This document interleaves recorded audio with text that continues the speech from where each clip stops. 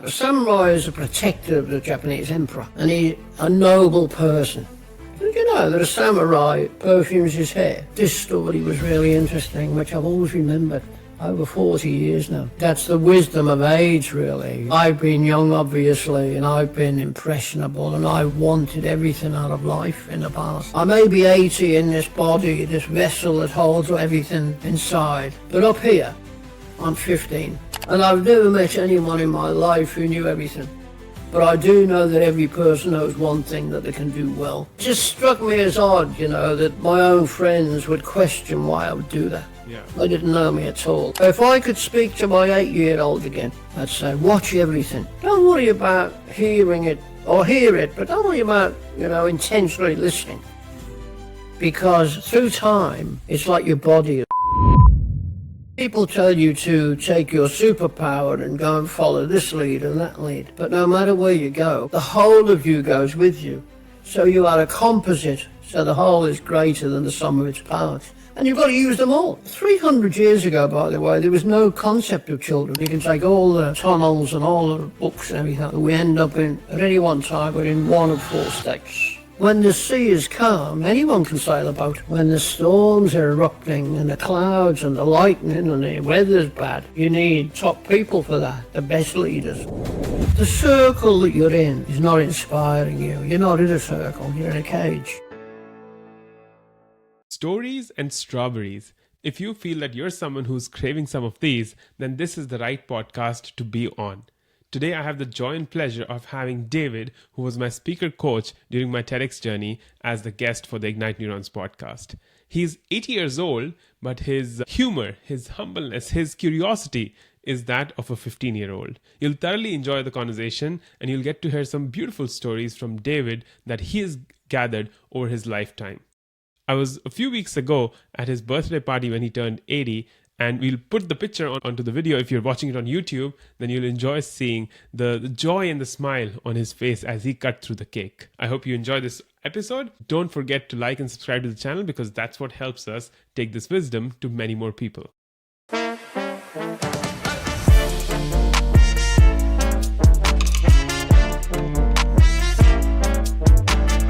Ladies and gentlemen, we are in the presence of greatness today because I have someone who I have huge respect for and love for. He started as being my speaker coach when I went through the TEDx journey, but is now a dear friend, a mentor, a guide, someone who I love to have lunches in the city, and someone who sparkles and sprinkles gold dust on Ignite Your Spark. Please welcome David. David, how are you today? I'm very well, Utkarsh. I'm delighted and humbled that you would invite me here to be on your podcast. That's amazing. Thank you very much. I'm looking forward to this conversation, David, and to all the strawberries that you and I will get to eat on camera today. Strawberries are very important. They are. They're a metaphor for life. Yeah, but our listeners, David, they don't know the context of the strawberries yet. So why don't you enlighten all of us with strawberries? I certainly will. Do you know what a samurai is? Oh, absolutely. They're those Japanese warriors, right? Who have that shiny, glistening swords with them. That's right, and they have the big sword that people know as a samurai sword. Well, a samurai is a bit more than that. A samurai is a protector of the Japanese emperor. And he's a noble person. Did you know that a samurai perfumes his hair? So as if he goes out to battle and loses his head, it will smell nice for whoever chops his head off. The guy that told me this was a consultant. He worked for a company called Campbell & Sons. They were connected with McKinsey's when they were changing a big organisation in Australia. He would tell me a couple of stories, but he told me the story of the samurai. But this story was really interesting, which I've always remembered. Over 40 years now. So the samurai went out one day. He had the call, he had to go and sort out an enemy of the emperor. Went to the site where he was going to meet the person he had to deal with. So he took his sword, which he always sharpened, out of the scabbard, did the deed, was happy with what he'd done. He'd practiced this kind of sword work for a long time. And he was walking back to his house, happy, noble, knew what he wanted. And as he was walking, thinking about life generally, he heard a rustling behind him. And he looked round, And he saw this dog, wild dog. Nostrils were flared, eyes wide open. And he thought, that looks a bit odd. So he quickened his pace. The dog started to lope behind him. He ran a bit faster. The dog was running. He was running flat out as fast as he could go. And then he had this thought. He had 2 small children at home. He was running towards his home. If he gets there and the dog beats him, the dog might damage his children. So he turns and he goes in a direction he's never gone before.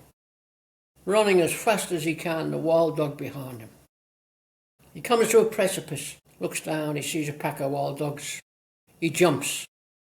And as he's falling, he sees a branch sticking out of this rock side. Grabs hold of it and he's swinging in the wind. The wild dog's behind, trying to get to him. The pack of dogs below him are pulling apart a carcass of a poor animal. And as he's swinging in the fresh air, thinking what he's going to do, he spies a wild strawberry growing out of the side of the rock face. And he starts to swing towards it.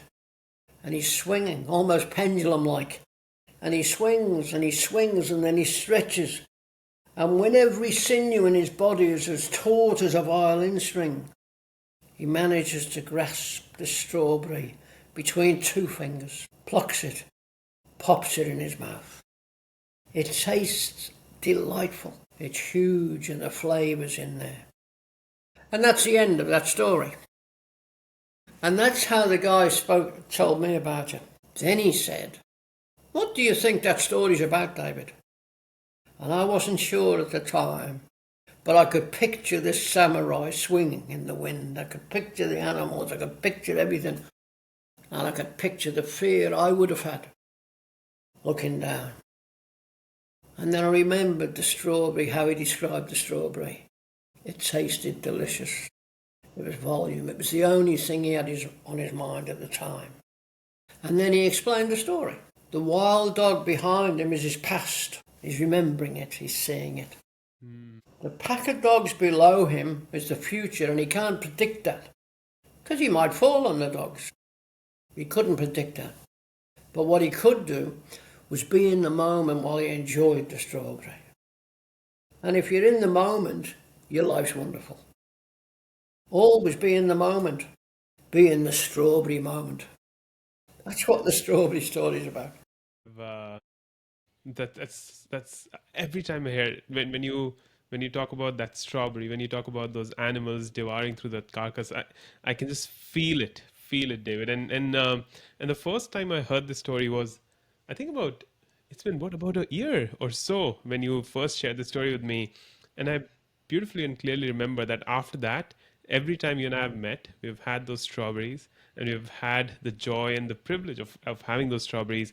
And I think the question that comes up to me then, David, is, and maybe our listeners are thinking through this as well, how do you really teach yourself? You recently turned 80. I had the pleasure of being at the birthday party.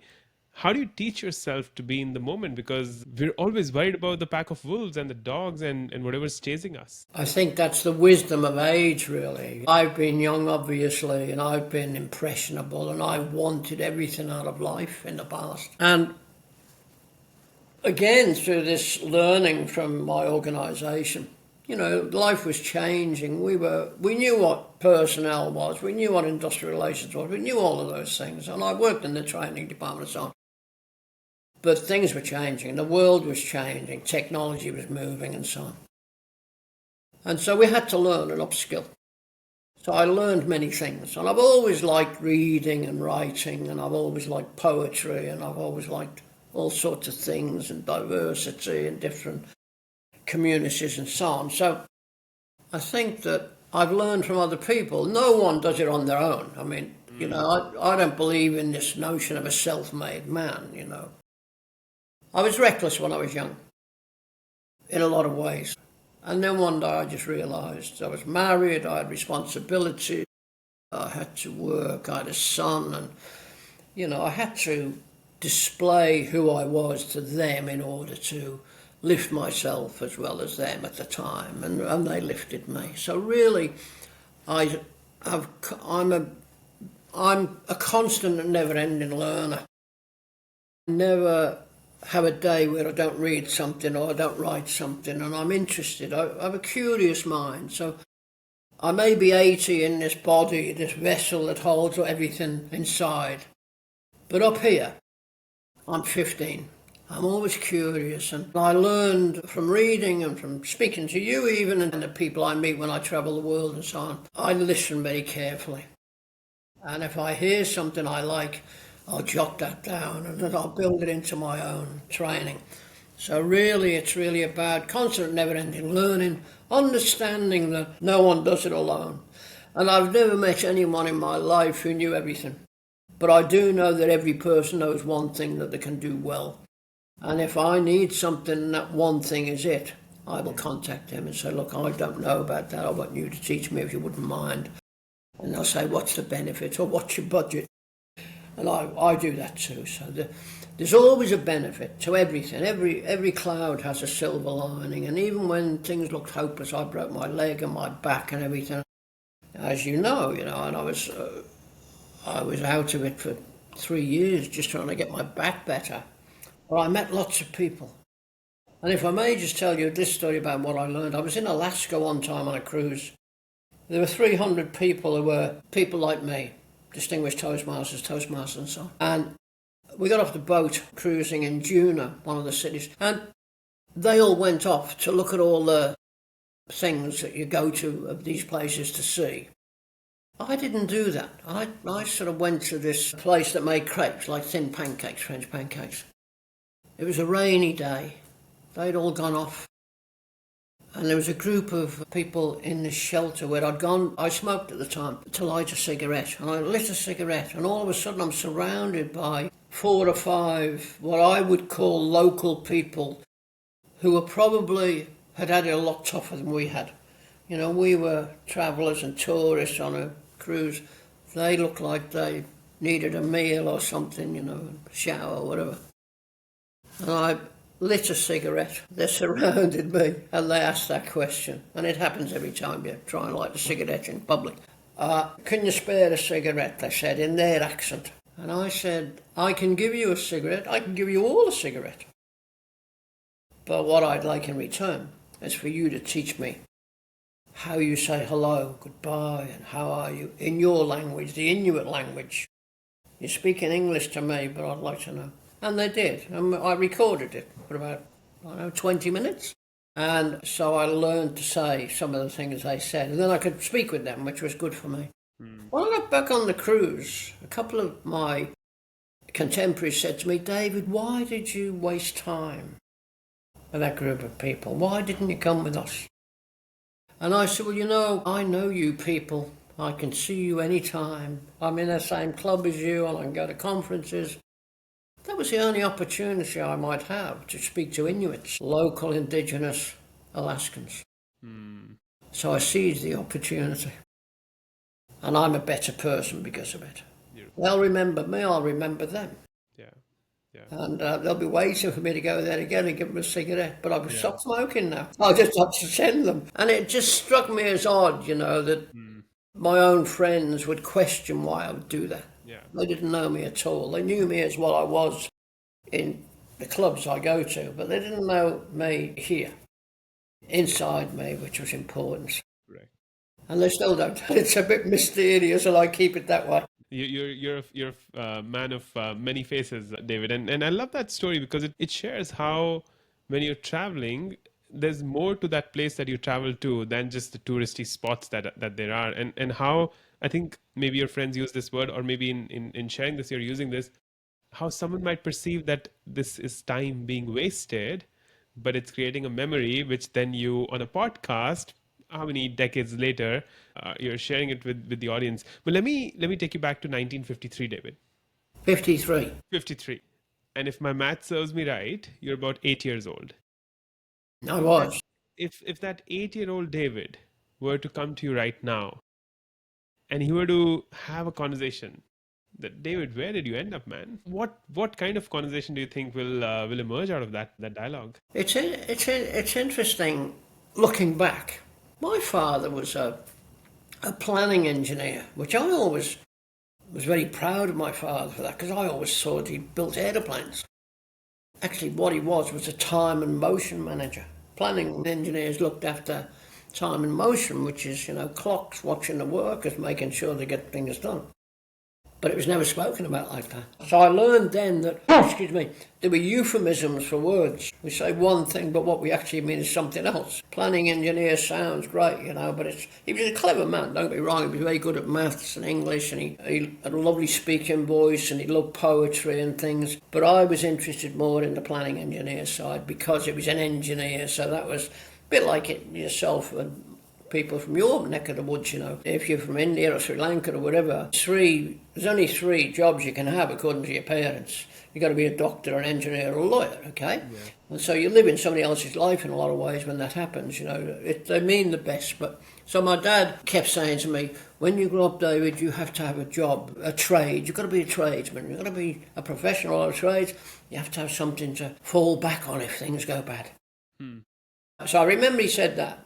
He was a great sportsman, and I remember one day running after him because he was going to play cricket, and they were going on a bus to go to and play cricket, and I was crying because he wouldn't take me with him, and there was all these sort of things were going on, and I had 4 other siblings, but he was his own man, and he did what he did, and he'd say to me, you just stay home with Mum.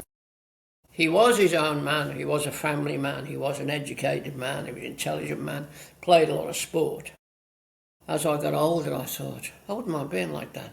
But he also did things that were interesting, which we won't go down there. But, I don't think he crossed lines, but I think he got close to lines, and I was like that. I was a lot like that growing up. But one of the things I had, which I'd never taken the opportunity of, because he worked for de Havilland, which is now British Aerospace, he used to bring home these new materials, like parts of hoses or plastics, and he worked on the Comet, which was the first jet airliner in 1949. So he worked on those things. I was 5 when he worked on that. He brought home some of this stuff which was metal, but it would bend. And it was made of lighter materials, but it was stronger. Never thought anything of it, And yet, I think it must have just been absorbed. So if I could speak to my 8-year-old again, I'd say, watch everything. Don't worry about hearing it, or hear it, but don't worry about, intentionally listening. Because through time, it's like your body absorbs it. Wow. So hearing and listening are 2 different things. We can hear all sorts of things. But listening is an attention thing. I can hear you, but if I listen, I will remember what you're saying. If I just hear what you're saying, there's all the other sounds around that. So I've learned those sorts of things. I know the difference between hearing and listening. And I think part of it I developed because of my training and all the people I've known in life. And part of it was my dad, because he was Welsh, he was a proud man, he loved the Welsh language. I learned a bit of Welsh because he used to watch the news on television in Welsh. I didn't have a clue what they were talking about. Oddly enough, I watch the news in India now in Hindi on the TV. I have no idea what they're talking about. However, I watch their body language and I get a gist of what they're saying. Wow. Then I ask people, I watched this, did you see this? Yes. What were they talking about? So it's like it's a way of, a friend of mine wrote a book once called The Platypus Way. Have you seen a platypus in Australia while you've been in Australia? Not yet. The platypus is an interesting animal. It's a mammal. And yet it has a beak, and it has claws, and it has all sorts of things. Lays eggs, and has live. It's a strange animal. And most people thought it was made up. When they first saw one, they thought it was a fake. They thought someone had put it together. And I think that's what I'm a bit like. Not like a platypus, but I follow the platypus way. There's a lot of things going on. It's like, as you know, I was in Bahrain recently with an accredited speaker, and he was launching his book. And the book's called You Are the One and Only, and he speaks about it. People tell you to take your superpower and go and follow this lead and that lead. But no matter where you go, the whole of you goes with you. So you are a composite So the whole is greater than the sum of its parts. And you've got to use them all. And I think that's what I do. I don't just say, right, I don't see myself as a networker or a coach. I see myself as a passionate educator. So that's not about personnel or HR or whatever. It's about, if you want to learn something and I can teach you, it's me, and if I've got the answer, I'll give it to you. It won't cost you anything. Unless I know you're making money, then I'll ask what's your budget. That sort of thing. But that's what it's about for me. Got it. Let me break it down. This is so powerful. So a lot of things you said there, and one thing that I want to kind of deep dive with you. I love the idea of being a passionate educator. I think it connects very beautifully to what you said in the earlier part of being curious, and how you're 15 up here, and in your heart, I think you were even younger. 80s is still far away, and love the idea of taking your whole, and I'm taking notes while I'm speaking with you because I don't want to let go of anything for our listeners and for myself. The whole of you goes with you wherever you go, and so be that whole self, because there's no other way to be. I mean, I cannot be anyone else than a better Utkarsh, and you cannot be anyone else than a better David. And I think I beautifully love that idea.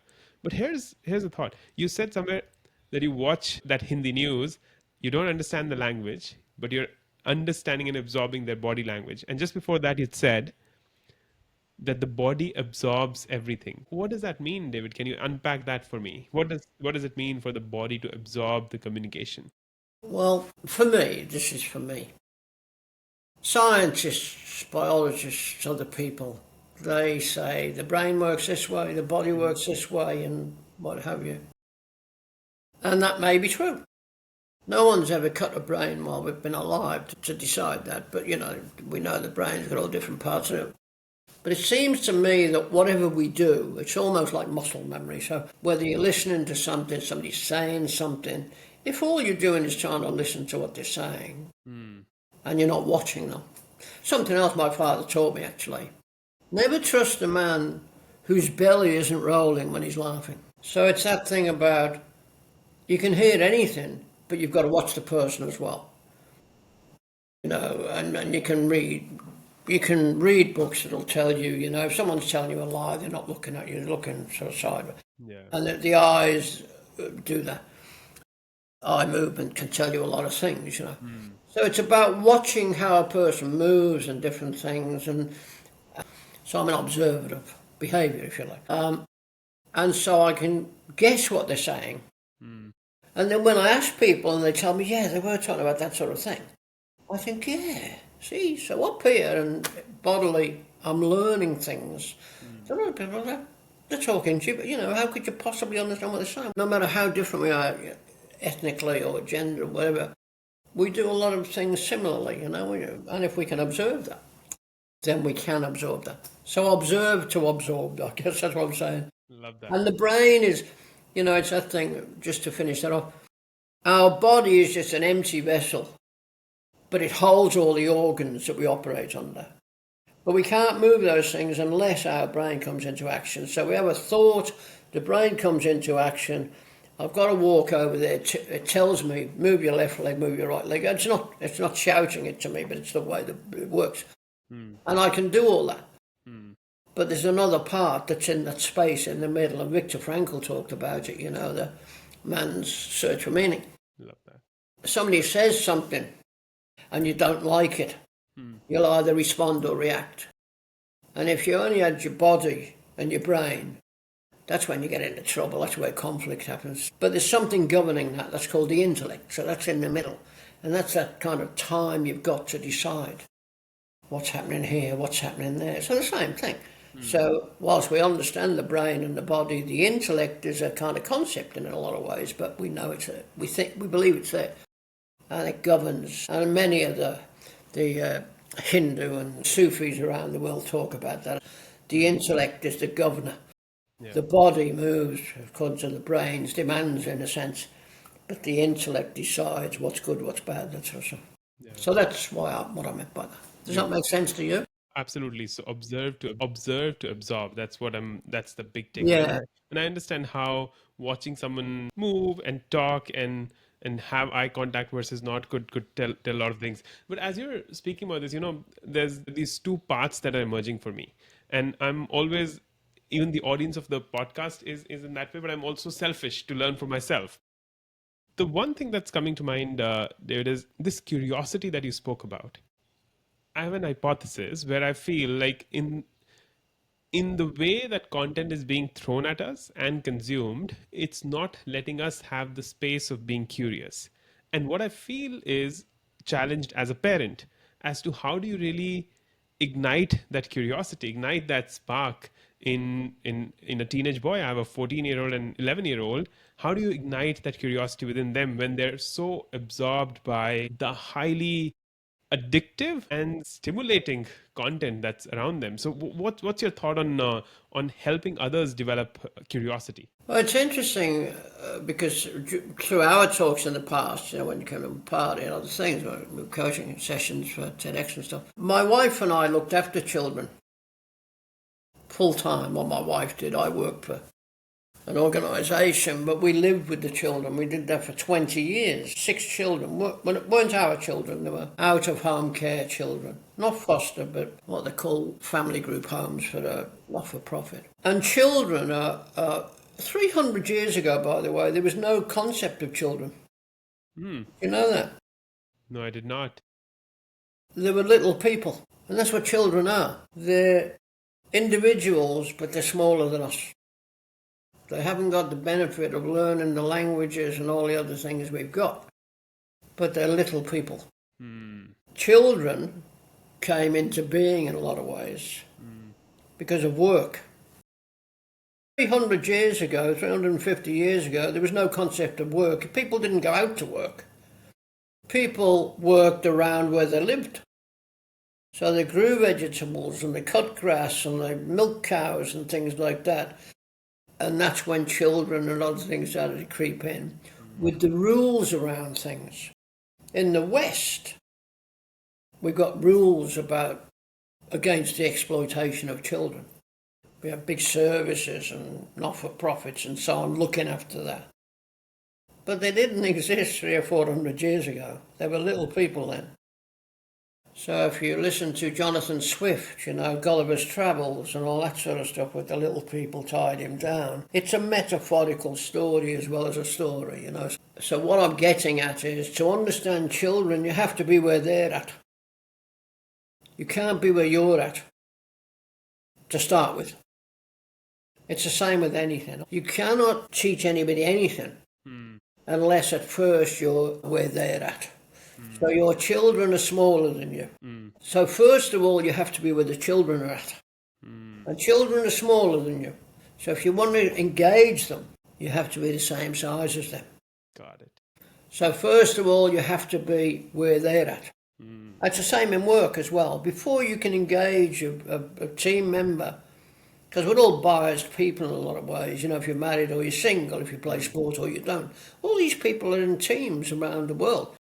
Before you can start teaching them as a manager or as a leader or anything, you've got to know who they are. So you always, when you want to speak to children, always sit on the floor. That's what I learned working with children. Yeah. You've got to be down with them on the floor. Children, when they're very young, they don't play with toys. You give them a toy, they play with the box. Have you noticed that? Yeah. Well, they'll look at the toy, which is all flashy and all, polished gold and stuff, but they play with the box. Yeah. You have to do that. So instead of saying to the child, I bought you this because this will be good for you, this calculator will get you to be a scientist and you can have a good job at IT. They're not interested in that. They don't care. So be where they're at. It's not like you've got to be where they're at forever, but to engage them, you need to be where they're at. Same with people. That's why to go back a little bit, that's why when I'm in other countries, I don't want to go to all the places that's advertised, all the attraction. I can see them on the television. I can see them in the brochures. I want to be with the people. Because that's where you see the real place, and I go off the beaten track and so on. So it's a bit like that, really. So I've got one son, as you know. You met him the other night. Yeah. And he comes from a different place in Australia. as I do. I come from Britain, my wife did as well. He was 4 years old. It was different to the children we looked after. But he was bright in his own way, except he spoke Spanish. So you could see when you watched him. Same with some people I know in India and other places when they're trying to be fluent in English, which they don't need to be. A person's accent is their mother tongue. They always accept that because that's what makes them. The dialects and other things different. But you could see when he was speaking or you were listening, you could almost see the clock, the gears going round where he's listening to in Spanish and changing it to English and that sort of stuff. And I watched him carefully. And now I watch him. He's 38 now. And I watch him with his own son. And he's doing similar things to we did. And he's always hugging him and holding him. And that's what children want. Yeah. The most precious gift you can give to children is similar to what you can give to other people. And that's time. They're not interested so much in gifts. Well, they are. They want what their friends want or what they've seen in shop windows. But give them time. The best gift you'll ever give anyone. Ageless wisdom, David. I love what you said. Children are like little people. And if you were to just kind of zoom it out, I know I started speaking about parenting, but this could be for everyone, right? You step That's into right. their shoes or be where they are at before you disagree or before you have that conflict. Because if we were to all start to look at the world from each other's perspectives, the conflict in the world will hopefully disappear. And then time is such a, give them more strawberries because that's what life is all about. The strawberries, the moments, the celebrations that we can get with each other. Can I just say that conflict itself is neutral. We're human. We each have our uniqueness. We're 98% similar in our makeup in sense of organs and shell and everything else. Same with female, male, whatever gender, non-biased. So we have a lot of similarities and we all inherit the one planet. But we don't all see things the same way because we're unique. So we have biases. And it surprises me that leaders of teams don't realise that straight away. If there's conflict is a neutral thing.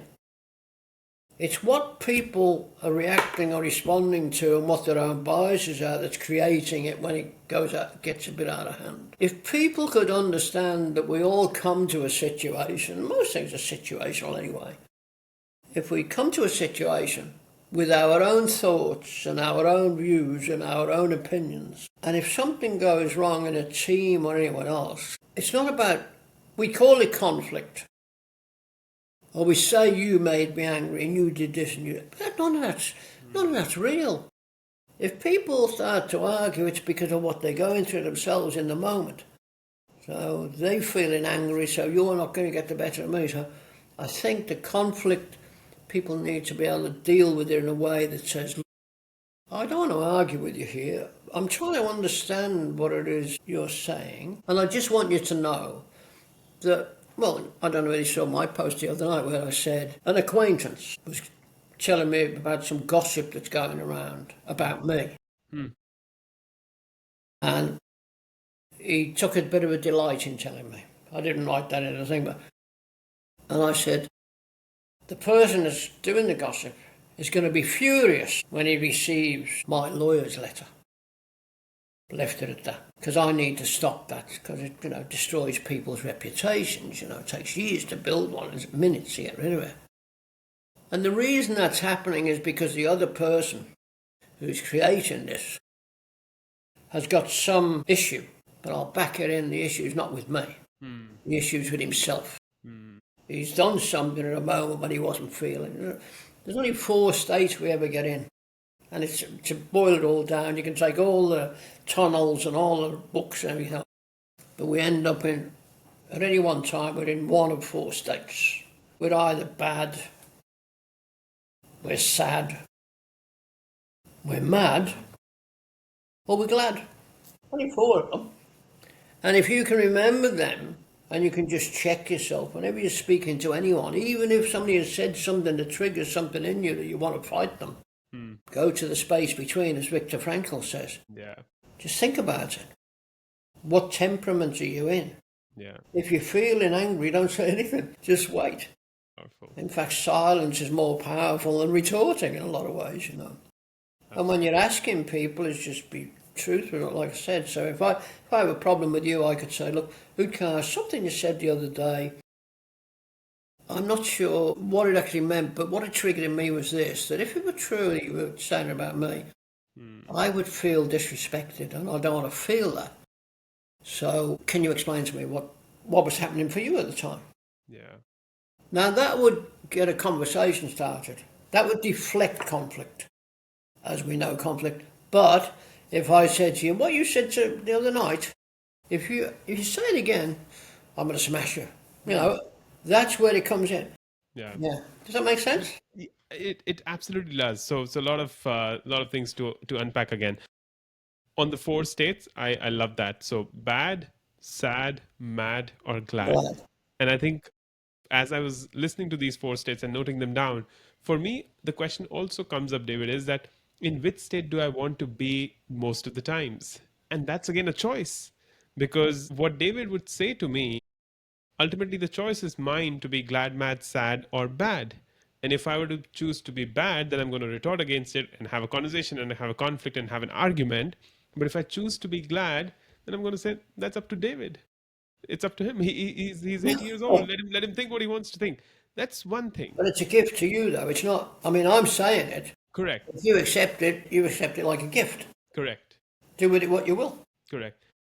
This other thing that comes up is what you're saying on conflict being neutral, and how if we were to, I think it's the wisdom of the other person that will also matter, David, because I've seen this time and again that people, when in a state of conflict, they get too attached to their egos and emotions, because they at some point in that conversation or conflict end up not even being about that conflict, and it just ends up being about my ego or my emotions and how am I at a higher level.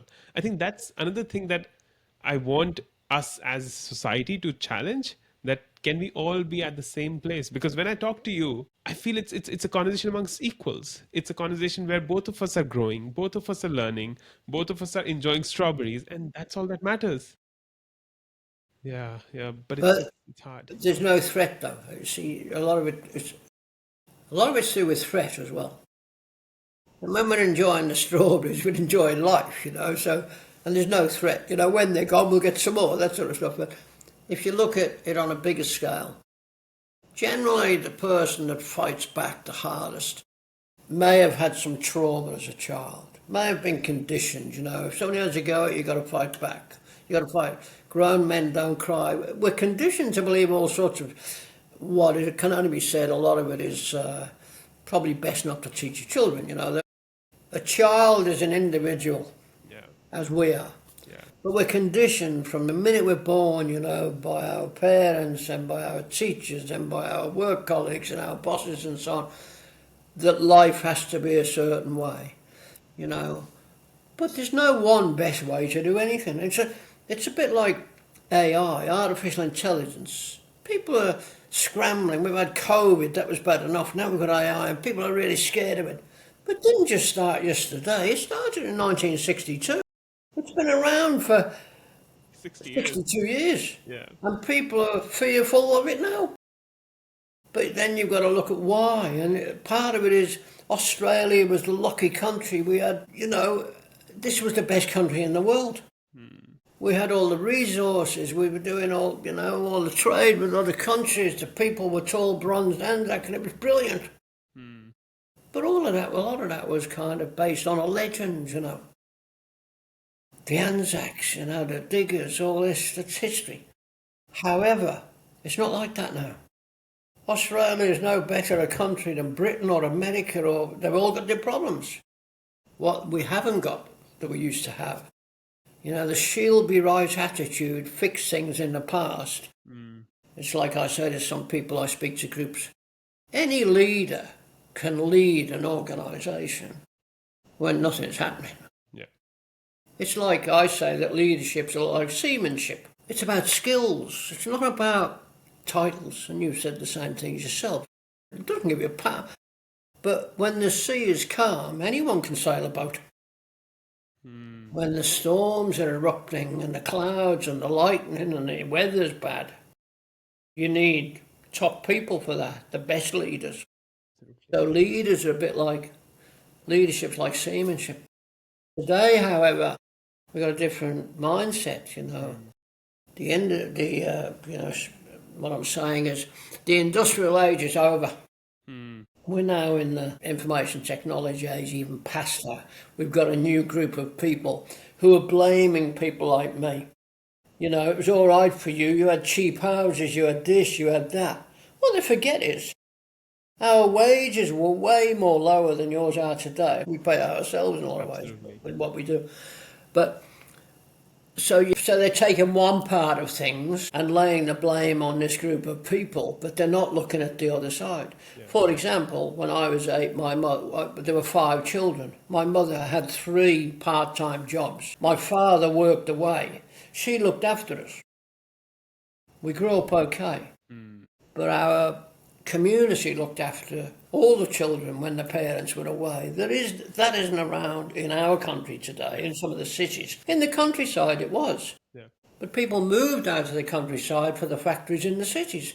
China is a good example of that. Correct. India, when I was in India, I was surprised. I was watching some ladies with their saris picking weeds in grass while people mowed.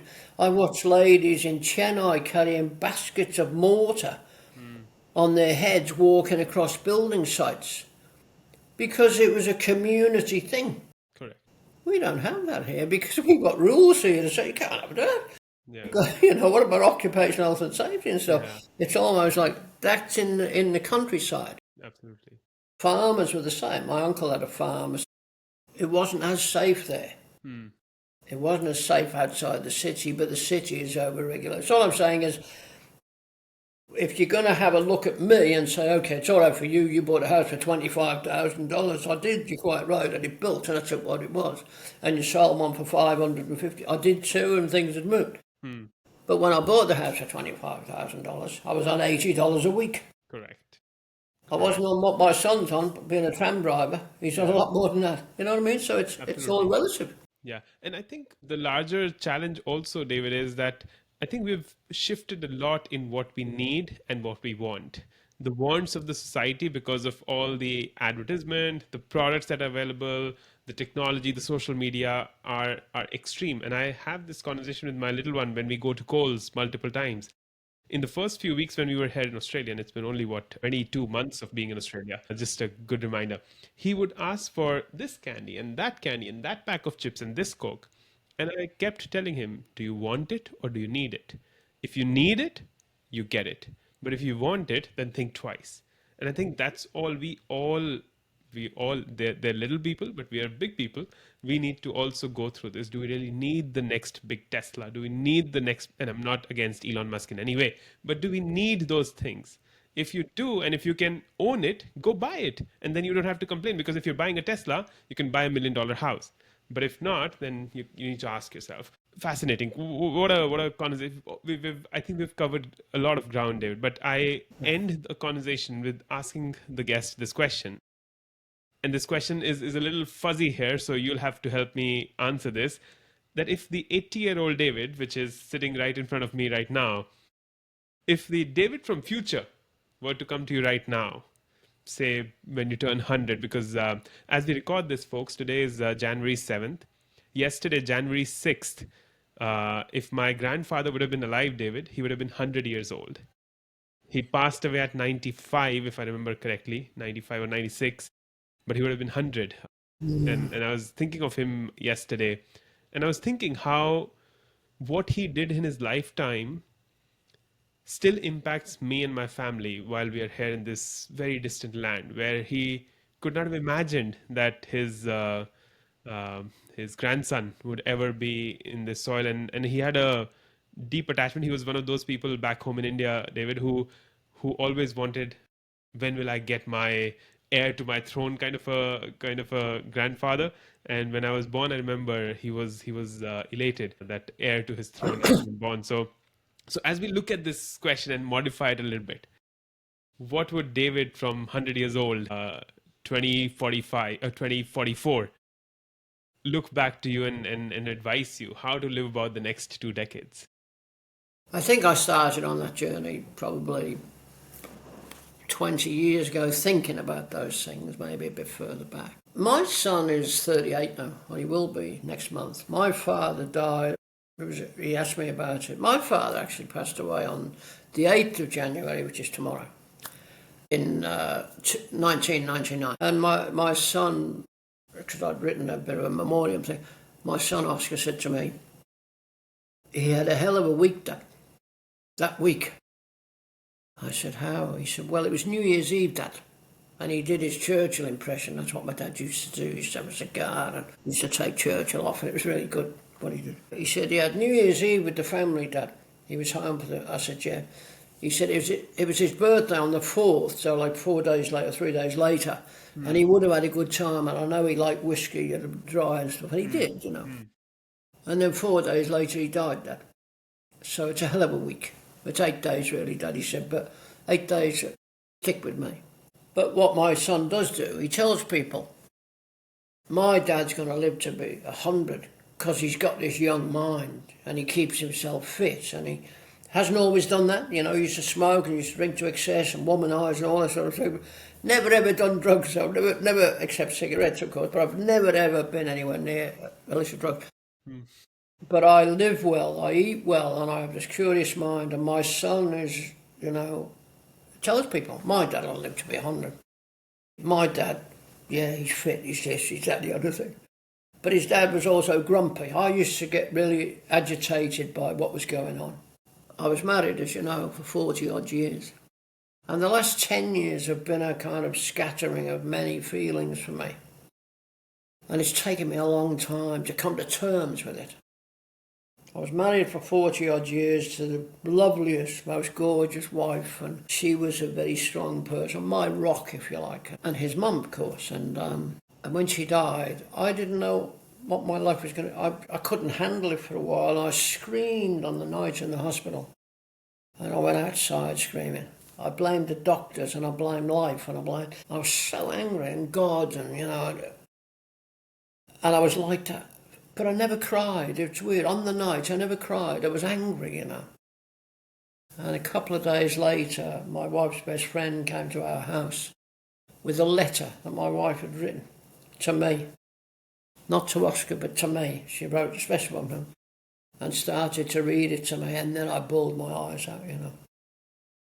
However, in the last 10 years, I've become a different person, in a sense, or a different temperament person. Had you known me 10 years ago, you wouldn't have known me like this, but I was more ambitious and all that. I'm still ambitious for myself and my family. So steadily over 10 years, I've changed. I've changed my impression of life. I've changed my impression of people.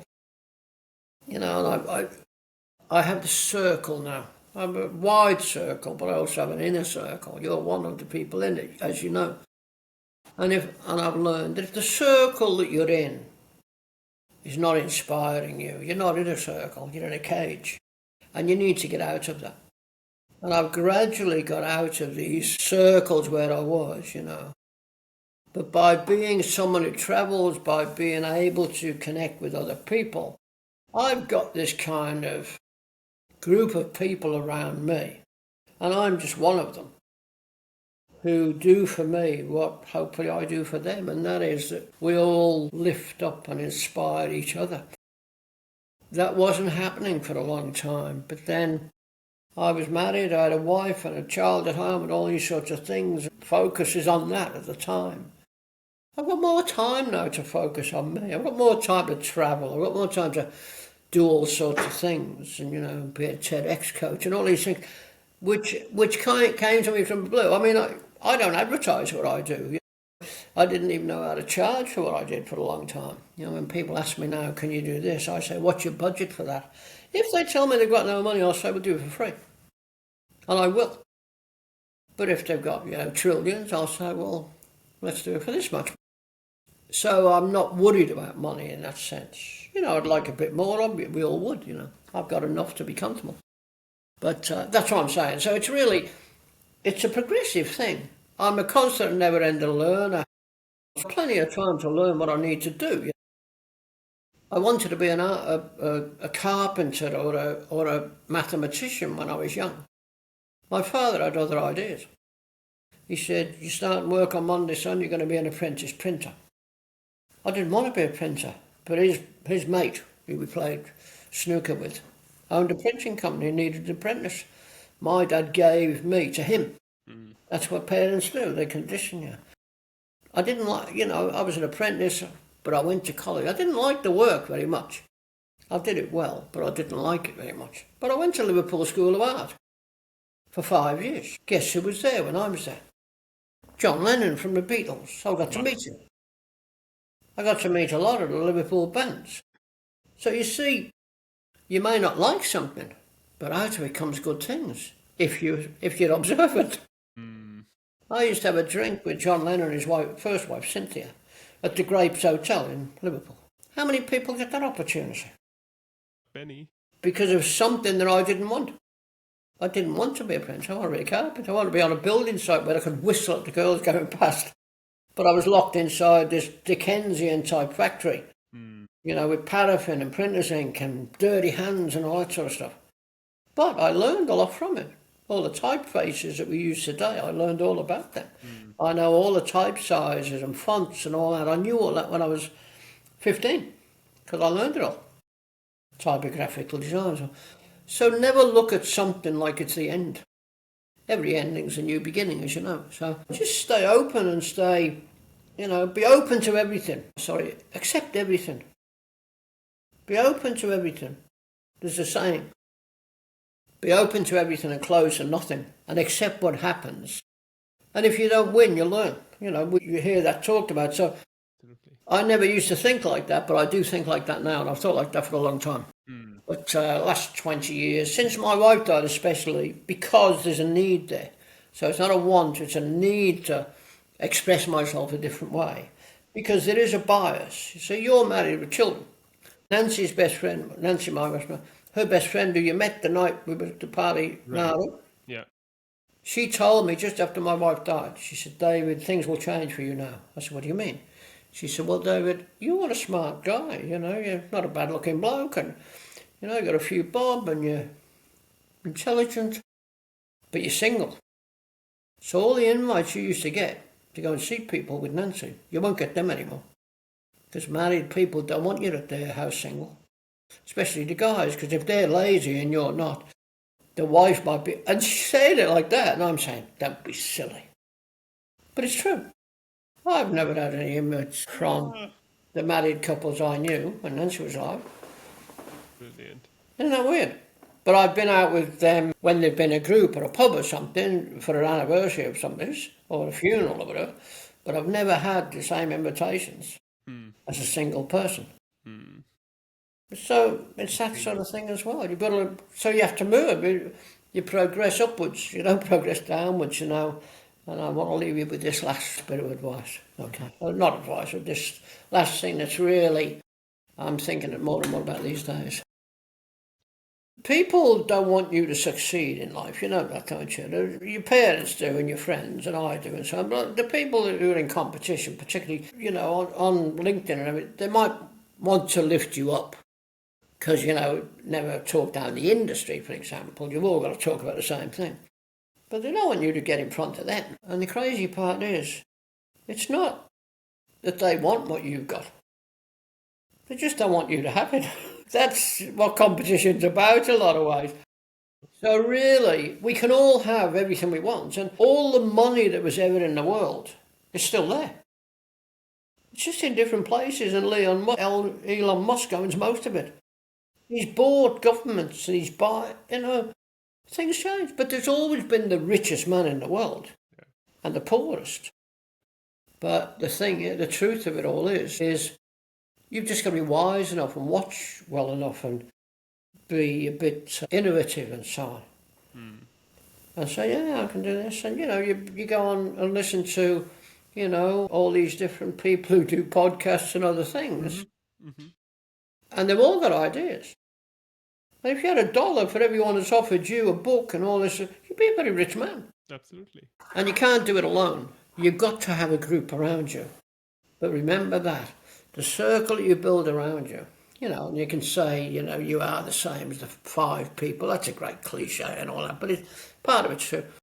But the circle that you mix with is only a circle while you're inspired.